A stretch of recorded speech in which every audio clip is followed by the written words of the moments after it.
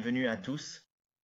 Nous examinons le modèle d'action sur les prix numéro 10. Il s'agit d'un modèle de swing trading et nous allons traiter des configurations que nous stockons pour 50 à 75 pips. Il est évident que, comme je l'expliquerai lorsque nous entrerons dans les détails de ce modèle, il n'est pas limité à 50 à 75 pips et vous pouvez généralement faire de plus petites quantités de pips, mais vous pouvez évidemment faire en sorte qu'il renonce à un plus grand modèle de position. C'est pourquoi j'ai choisi d'utiliser le modèle Swing Trading comme étiquette pour celui-ci, parce que ce n'est pas quelque chose à quoi vous allez être limité. Comme vous le verrez, il s'agit d'un modèle très simple. Il est facile, je crois, de le voir dans l'action des prix, et je pense qu'il résonnera vraiment avec beaucoup d'entre vous, qu'il trouvera un écho chez beaucoup d'entre vous. Si ce n'est pas le cas, ne vous sentez pas que vous n'avez pas tout compris ou que vous n'êtes pas au courant de tout.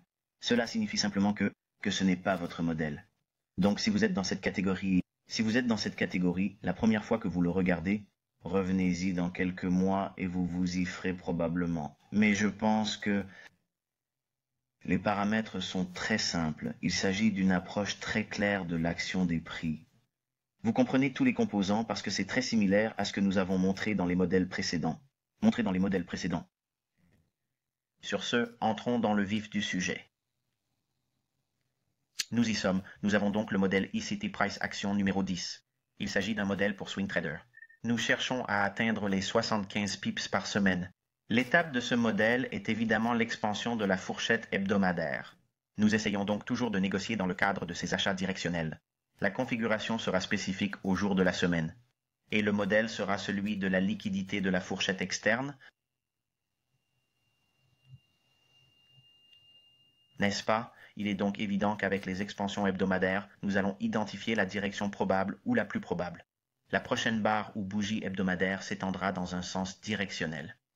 En d'autres termes, si nous regardons un graphique hebdomadaire, la bougie actuelle ou celle de la semaine prochaine, nous essayons de déterminer si la probabilité suggère qu'elle va monter ou descendre, ou à la baisse. Le jour de la semaine, nous nous attendons à ce qu'un point d'ancrage se forme un lundi, et lundi, mardi ou mercredi, afin de mettre en place une configuration d'échange, et le schéma sera celui de la liquidité de la fourchette externe, et nous utilisons les poules de liquidité externe pour faciliter une entrée dans la direction de l'expansion hebdomadaire et sortir sur des poules de liquidité externe opposées. Très bien, si vous regardez ce graphique, c'est un exemple de poules de liquidité externe comme entrée et de poules de liquidité externe comme sortie. Le marché a dépassé un sommet à court terme dans un scénario baissier existant. Il s'agit de la livre sterling et je vous conseille de regarder septembre 2018. Vous arriverez rapidement à bloc d'ordre hebdomadaire baissier dans lequel il s'est négocié ici. Nous avons eu une rupture de la structure du marché. Le prix revient dans l'entrée optimale du trade, clôture dans vide de liquidité. Ici, puis commence à la baisse. Après avoir atteint le plus haut ici, c'est là que nous cherchons à vendre. Nous vendons donc des liquidités externes. D'accord, qu'est-ce que je veux dire par là? En dehors de la fourchette de ce bas à haut, c'est là que le plus présent, de négociation la plus présente, avant le mouvement ci-dessus. Oui, il y a une fourchette d'ici à ici. D'accord, je ne le conteste pas. L'idée est de supposer pour un moment, et je vous laisse aller sur le graphique hebdomadaire pour voir ceci, parce que je ne peux pas tout vous donner dans cette leçon, parce que vous devez vous plonger dans l'action des prix, la voir vous-même et rédiger des annotations. Vous allez donc afficher un graphique hebdomadaire de la livre sterling. Il s'agit d'un graphique sur 4 heures, et encore une fois, il n'est pas limité à un cadre temporel spécifique. Vous pouvez donc l'avoir dans vos notes. La fourchette est constituée de ce bas et ce sommet. Nous voulons que le prix dépasse cette fourchette. Pourquoi? Eh bien, il y a un vide de liquidité ici, et le prix doit être négocié à la hausse dans quoi? La prime.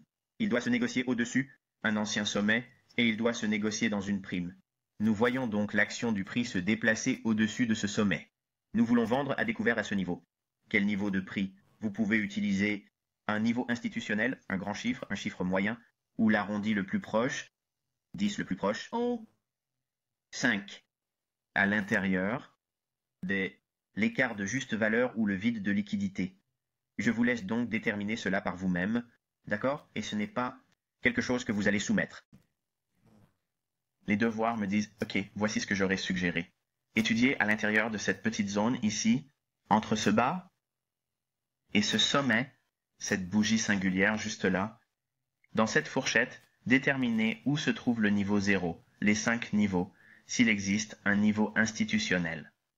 Et lorsque le prix dépasse cet ancien sommet, le cadre de ce modèle, d'accord, rappelez-vous. Lorsque je vous donne ces modèles d'action sur les prix, il ne s'agit pas de système de trading. Ce ne sont pas des plans de trading. Nous posons d'abord des fondations pour construire une prémisse autour d'eux. Avant de s'asseoir et de construire un plan de trading, il doit avoir confiance en un modèle spécifique ou en une approche d'analyse du marché. C'est ce que représentent ces 12 modèles. Ce sont des fondations sur lesquelles on peut s'appuyer. D'accord, lorsque nous commencerons à les étoffer. Il existe des plans de trading spécifiques très détaillés pour chacun de ces modèles, mais il faut d'abord avoir une prémisse. Vous pourriez me rétorquer que Michael aurait dû se contenter de nous dire qu'il s'agissait d'une prémisse et de construire ensuite un plan de trading. Non, c'est à votre disposition et vous êtes censé analyser vous-même l'action des prix chaque jour, chaque semaine, et voir si vous voyez ces caractéristiques dans l'action des prix.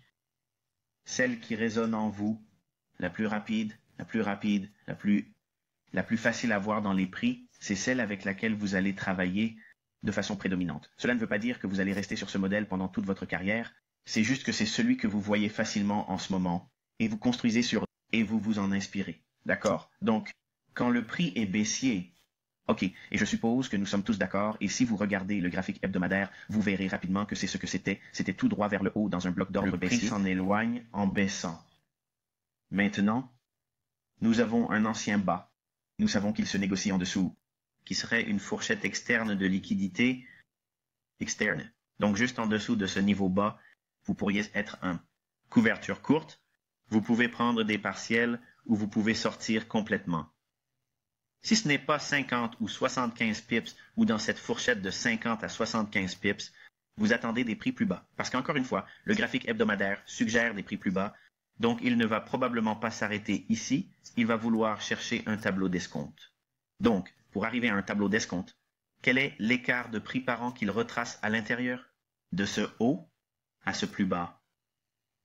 Le point de médian est à peu près ici, donc il doit descendre en dessous de ce point de prix ici, pour atteindre l'équilibre ou une décote. La façon dont ce modèle fonctionne est que vous voulez chercher, lorsque vous êtes à découvert, vous devez chercher à ce que les creux de l'oscillation à se former et attendre que ces creux d'oscillation se forment, comme ce creux d'oscillation s'est formé. Nous avons commencé. Le rallye un peu plus haut. Lorsque le prix s'est effondré ici, juste en dessous du niveau le plus bas, c'est là que vous prenez vos profits. Vous prenez vos bénéfices parce que vous négociez un pool de liquidité externe. Vous êtes en dehors de la fourchette définie entre ce niveau, de ce bas à ce haut. C'était la fourchette. Le cours s'est rétracté jusqu'ici, puis il en est sorti. Il faut toujours prendre des bénéfices en dessous, sur les positions courtes, en dessous des anciens planchers, car vous ne savez pas si le prochain creux qu'il atteindra ne créera pas ce scénario. Ne crée pas ce scénario. Ce creux est formé en dessous de l'équilibre de cette apparente fluctuation des prix d'ici jusqu'ici. Donc quand ce creux se forme et que le prix se négocie en dessous, c'est l'occasion parfaite d'annuler la transaction que vous avez vendue à partir d'ici. Lorsque nous regardons l'action des prix, il faut chercher un costume de tortue. Scénario. Et c'est bien de cela qu'il s'agit. C'est une soupe de tortue. Vous comprenez? L'entrée optimale dans le commerce. Vous comprenez les entrées d'écart à la juste valeur. Vous comprenez les sommets égaux qui sont repoussés en tant que cible pour les positions longues. Vous comprenez que des creux égaux sont dépassés pour une position courte et que c'est ce que vous position courte et de la cibler. Si nous changeons un peu de vitesse et commençons à incorporer la liquidité de la fourchette externe, vous pouvez commencer. apprendre à faire confiance à la vente à découvert au-dessus des anciens sommets et à l'achat en dessous des anciens creux. Cela permet de prendre l'habitude de chercher des entrées et des sorties qui sont de nature opposée. Vous recherchez une fourchette externe ou la soupe de tortue pour prendre une position courte, puis une position longue pour couvrir. Vos règles sont simplement les suivantes. Vous ne pouvez pas vendre à découvert, sauf si vous vendez à découvert au-dessus d'un précédent sommet à court terme. Dans cette position courte, vous ne pouvez pas couvrir, à moins que vous ne couvriez en dessous d'un ancien creux ou d'un nouveau creux à court terme. Lorsqu'il se forme ici, le prix s'enfuit et se négocie en dessous. Juste en dessous d'ici, c'est là que l'opération s'effondre. C'est aussi simple que cela. Maintenant, les partiels. C'est très simple. Une fois que vous entrez, sur l'échelle de temps sur laquelle vous entrez, c'est un graphique de 4 heures. Encore une fois, il s'agit de quelque chose que beaucoup d'entre vous qui sont assoiffés d'idées de trading de position, c'est une merveilleuse opportunité parce qu'elle vous donne des niveaux logiques pour réduire votre position partielle. Une fois que nous avons négocié en dessous de ce bas ici, prenez une position partielle. Le prix se négocie à la baisse, crée un creux à court terme. Il monte en flèche. Vous avez peut-être été nerveux ce jour-là, peut-être pas. Vous savez que juste en dessous de ce creux, vous allez prendre une autre partie. Le cours se négocie en dessous de ce niveau. Vous en retirez une partie. Le prix baisse et crée un autre creux à court terme. Il remonte. Si elle se négocie en dessous de son niveau le plus bas, nous sommes dans une situation de décote. Et c'est la zone de prise de profit. Prenez votre dernière part ici. Vous ne souffrez de rien sur ce point. Si vous étiez enclin à prendre une position longue ici et à utiliser cette soupe de tortue comme entrée pour une position longue, vous achèteriez en dessous de l'ancien plus bas et vous ne pouvez pas vendre la complétude de la position. En d'autres termes, vous ne pouvez pas liquider l'ensemble de la position ou ce qui restera après les opérations partielles, à moins que vous ne la vendiez au-dessus d'un ancien sommet. Ainsi, lorsque le prix crée ce sommet à court terme, vous pouvez prendre des positions partielles ici même. Le prix monte, crée un sommet à court terme. Lorsque le prix le dépasse sur cette bougie, vous prenez un partiel ici. Regardez ici, vous avez cet ancien sommet ici. Si le prix se négocie au-dessus de ce sommet ici, vous l'effondrez. Maintenant, vous pouvez attendre ce mouvement ici ou essayer d'augmenter votre stop loss. Et il doit être, si vous prenez deux partiels, vous devez être très très serré sur votre position tracée ou plutôt sur votre stop loss tracé. Vous ne voulez pas être à très court terme comme des stop loss de 5 ou 10 pips. Ne pensez même pas à cela. Mais une fois que vous avez pris deux partiels, vous voulez vraiment protéger la position ouverte à ce moment-là parce que après deux partiels, en général, c'est une sorte de schéma à trois conducteurs qui crée un sommet plus élevé et un sommet plus élevé, puis un rejet se produit et il se forme un sommet à moyen terme. Eh bien, vous pouvez voir que cela se forme presque ici. Vous avez un sommet à court terme, un sommet à court terme et un sommet à court terme. Il les traverse et crée de petits sommets ici.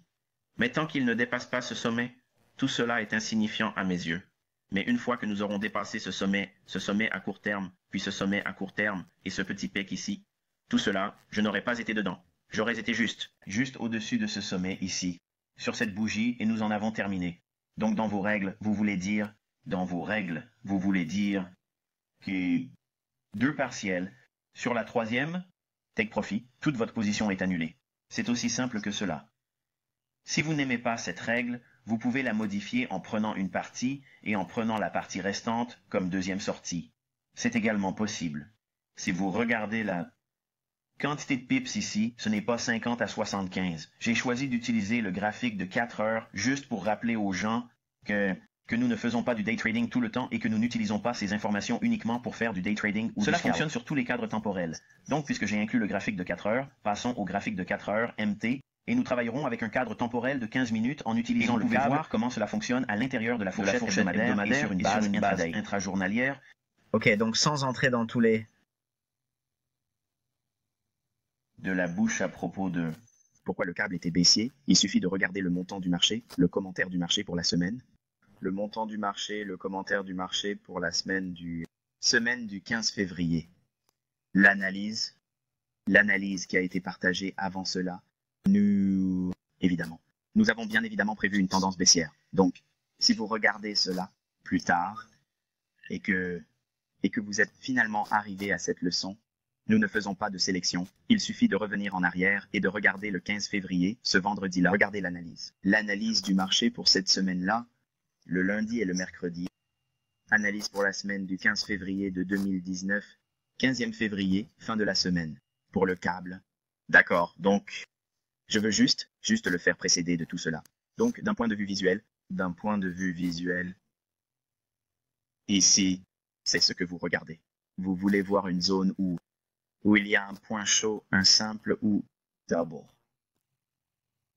En d'autres termes, comme un double sommet, l'un ou l'autre de ces scénarios fonctionnera lorsque vous êtes baissier. Quand le prix passe au-dessus de ça et que c'est pendant une zone mortelle et que c'est un moment de la journée où il le soutiendrait, en d'autres termes. Nous sommes dans un environnement de marché baissier. C'est l'ouverture de Londres ou de New York. Et c'est le jour de la semaine qui favorisera une poursuite de la baisse. En d'autres termes, idéalement le lundi, le mardi ou le mercredi, quand il s'agit d'un scénario hebdomadaire baissier, c'est le jour de la semaine qui favorisera la poursuite de la baisse. Et ensuite, la négociation à la baisse dans un ancien plancher ou un double plancher. Pensez à l'euro-dollar. Je vais juste ajouter ceci pour être complet. Comme ça, d'accord. Je l'admets. Je veux juste inclure ceci. J'ai essayé d'utiliser ce même schéma et ce modèle pour faire de l'euro-dollar parce que je m'attendais à faire lundi, release, le modèle numéro 10, mais une fois de plus, ma femme veut que nous fassions des choses lundi. Je fais donc le modèle numéro 10, samedi, le 16 février 2019. Mais je voulais vendre à découvert au-dessus d'ici, et ensuite couvrir en dessous de ce point bas, mais cela a créé un double fond, ce qui est encore mieux. Et vous m'avez vu engager la vente à découvert ici en utilisant cette course au-dessus de l'ancien sommet. J'ai vendu à découvert ici et j'ai ciblé ces creux. J'ai donc absolument utilisé le modèle numéro 10 cette semaine pour l'euro-dollar. Et vous l'avez vu sur Twitter. Revenons donc à notre exemple du câble. Sachez que le double top et le double bottom ne sont inclus que dans la représentation visuelle de ce que vous faites, avec le modèle d'action des prix, mais il n'est pas nécessaire d'exiger, ou plutôt exiger, un double sommet ou un double creux. Il peut s'agir d'un seul sommet et d'un seul creux. Ils exécutent des arrêts sur les prémices, le biais. Nous anticipons donc une course au stop et nous nous entraînons. Et d'étudier le moment où le prix fait cette même chose. Ainsi, lorsque vous êtes baissier, il est préférable de vendre à découvert au-dessus d'un ancien sommet ou d'un double sommet, puis d'attendre qu'un creux soit violé, et se couvrir à ce moment-là. L'idéal est de le faire et de le refaire pendant une zone d'abattage, ce qui serait zone d'épuisement, ce qui serait idéal si vous faites du day trading. Le prêt de clôture, ou si vous faites du one-shot, one-kill trading, vous voulez faire une bonne couverture généralement le jeudi à l'ouverture de New York car c'est généralement le plus bas de la semaine lorsque nous sommes baissiers et haussiers. Les semaines baissières et haussières, c'est l'inverse de ce diagramme, d'accord. Tout serait inversé, et je ne vais pas l'inclure ici. Je veux que vous dessinez ceci à l'envers. Vous allez donc avoir une basse et un plus bas, puis une hausse des prix, créant un sommet, un autre sommet, puis il le dépasse.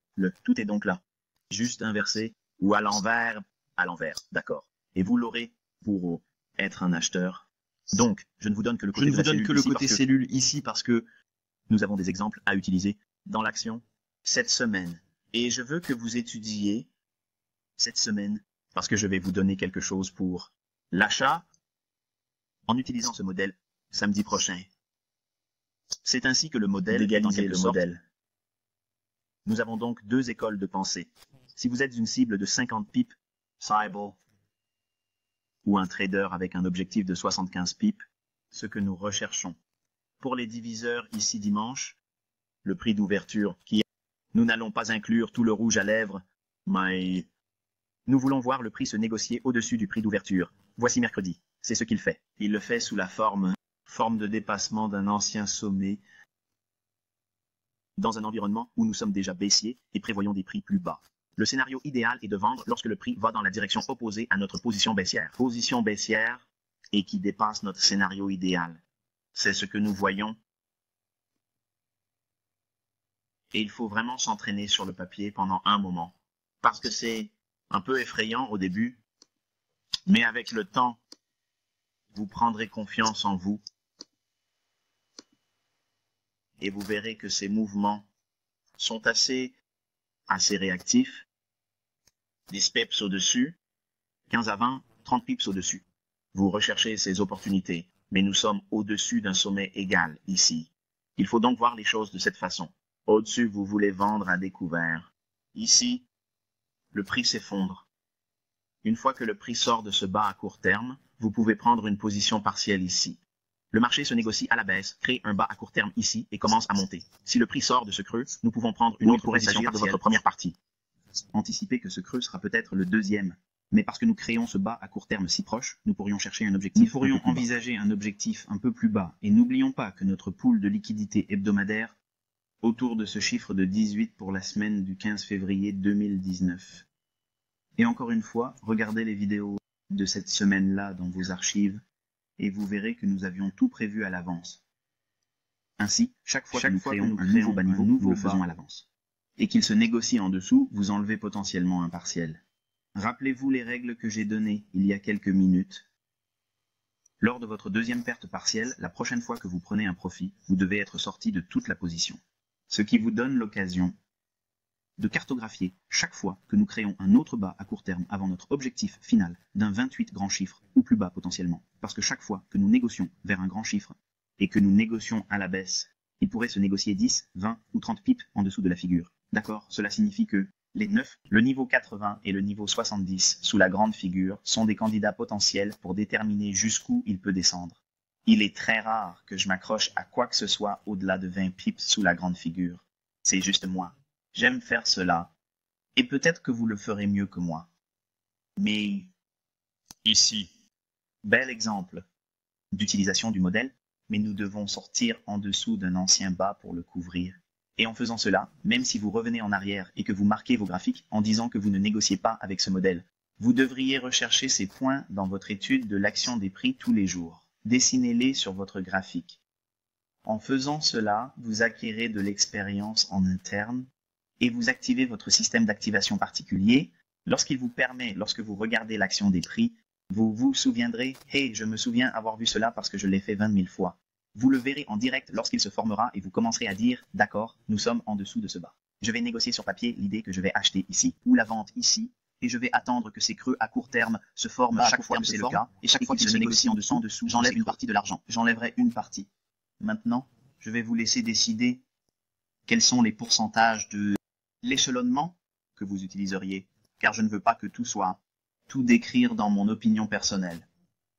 Mon opinion personnelle. Les partiels sont tout à fait personnels.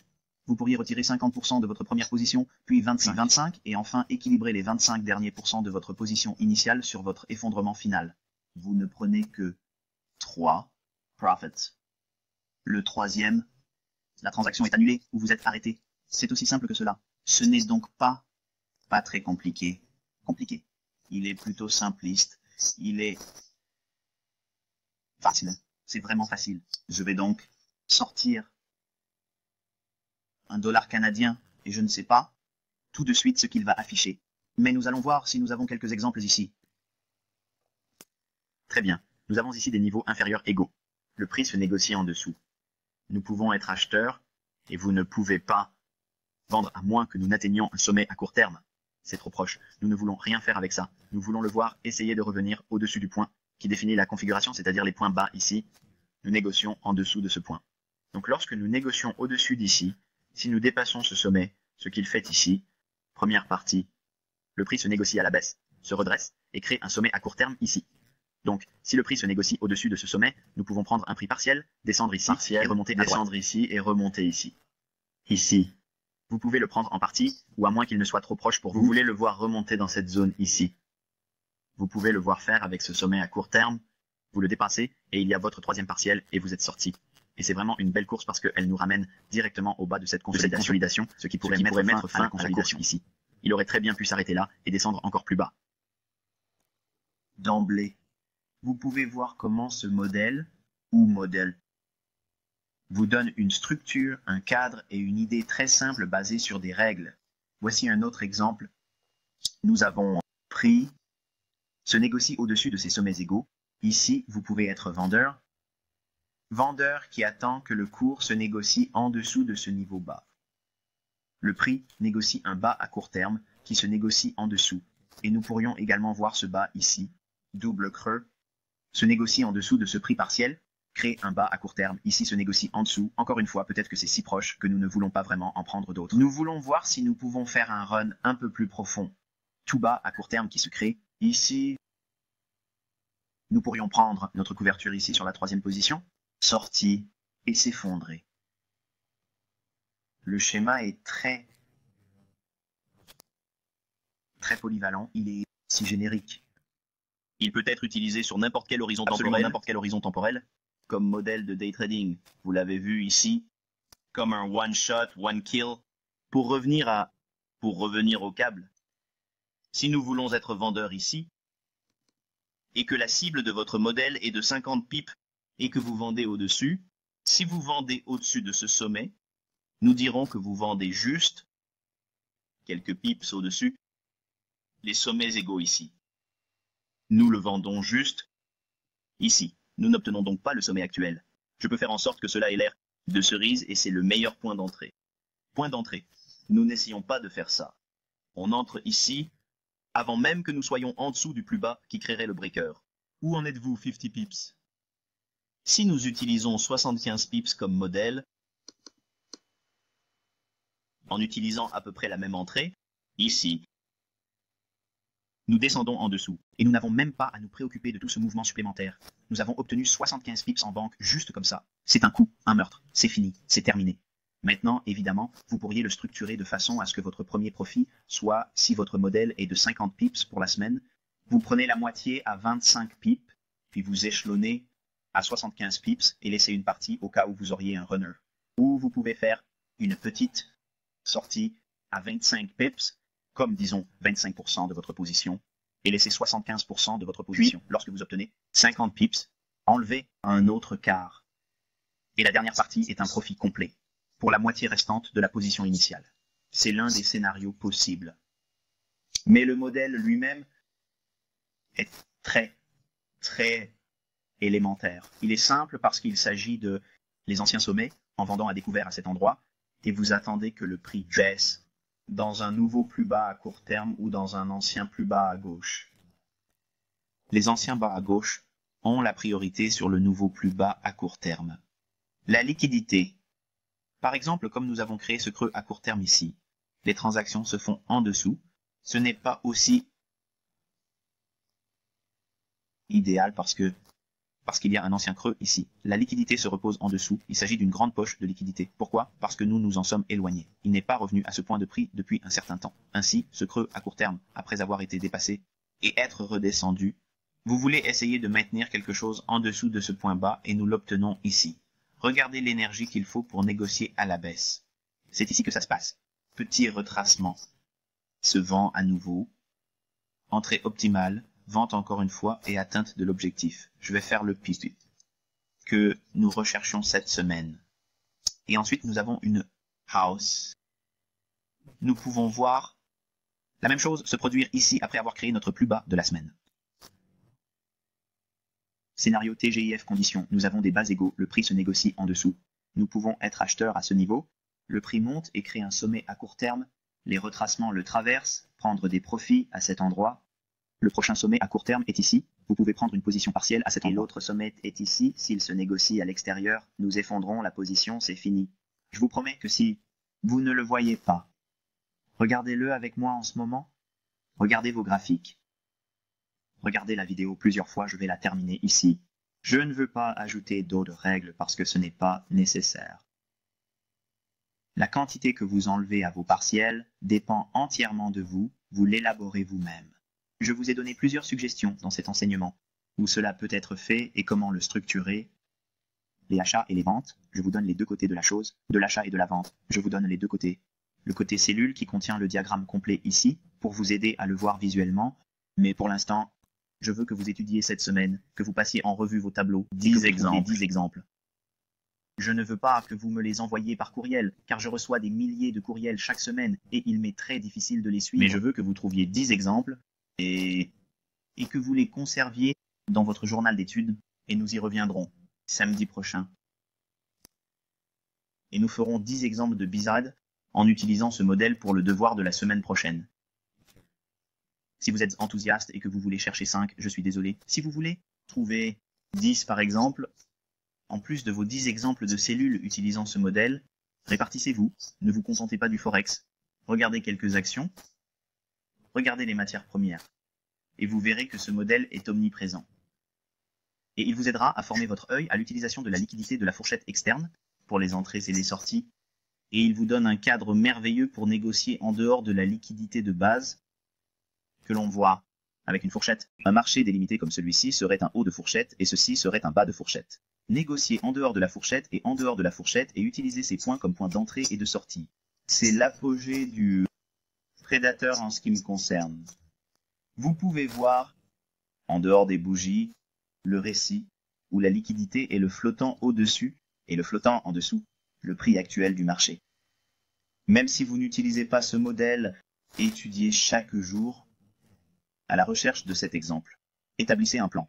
Je vous promets que si vous faites cela tous les jours, vous, très probablement devenir un modèle que vous aimerez utiliser, d'accord, ou au moins encadrer vos configurations. Cela va certainement vous aider à prendre des bénéfices parce que c'est une stratégie très claire. Vous savez ce que vous sortez de positions courtes en dessous, des creux à court terme nouvellement créés, et ou d'anciens planchers, c'est très simple. Lorsque vous êtes en position longue, de la position longue au-dessus des nouveaux bas à court terme, les sommets créés, ou d'anciens sommets, vous devez sortir au-dessus d'un nouveau sommet à court terme, ou un ancien sommet lorsque vous êtes en position longue, où vous devez sortir sur la couverture d'une position courte, pour une position courte en dessous d'un nouveau plus haut à court terme, créé à court terme, ou un ancien bas, et que vous êtes fondamentalement, vous entrez dans les stops d'achat, et vous sortez sur les stops de vente, ou vous entrez et les stops de vente, et vous sortez des stops d'achat. Vous utilisez la théorie de la liquidité de contrepartie pour l'ensemble du modèle. Si nous avons trouvé cela instructif, à la prochaine fois, et je vous souhaite bonne chance.